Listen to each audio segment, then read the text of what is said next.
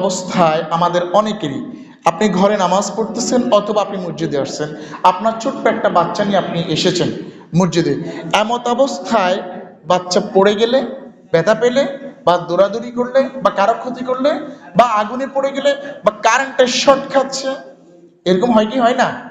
হয় কি হয় না? আপনি নামাজরত অবস্থায় আপনি নামাজে দাঁড়িয়ে গেছেন, আপনার ছোট বাচ্চাটা কারেন্টের লাইনে ওদিকে চলে গেছে, সে গিয়ে যদি ওটা ধরে ক্ষতি হয়ে যেতে পারে, অথবা আগুন লেগে যেতে পারে, পানিতে পড়ে যেতে পারে, এরকম ঘটনা হয় কি হয় না? এখন এই অবস্থায় আপনি কি করবেন? নামাজ ছেড়ে দিবেন? প্রশ্ন। এই অবস্থায় আমাদের করণীয় কি?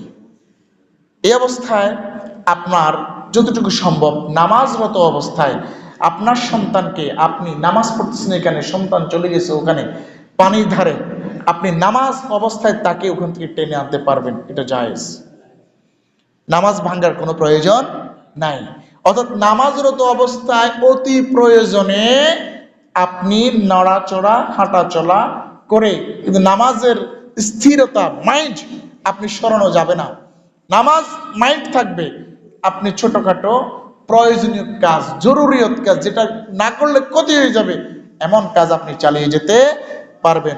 রাসূল সাল্লাল্লাহু আলাইহি সাল্লামের জীবনী থেকে আমরা জানতে পারি, রাসূল সাল্লাল্লাহু আলাইহি সাল্লামের নাতি হাসান এবং হুসাইন দুইজনে নবীজি নামাজ পড়াতেন, দুইজনে এসে নানার গায়ে উঠতেন। নবীজি সেজদায় যাইতেন, দুইজনে নানার গায়ের উপর বসে থাকতেন। কিন্তু নানা যখন তারা মাথার উপরে, গায়ের উপরে বসে থাকতো, লড়াচড়া করতেন না। নবীজি দীর্ঘ সময় ধরে সেজদায় পড়ে থাকতেন, যাতে বাচ্চাদের কষ্ট না হয়, কারণ উঠলে বড় বাচ্চাগুলো পড়ে যাবে।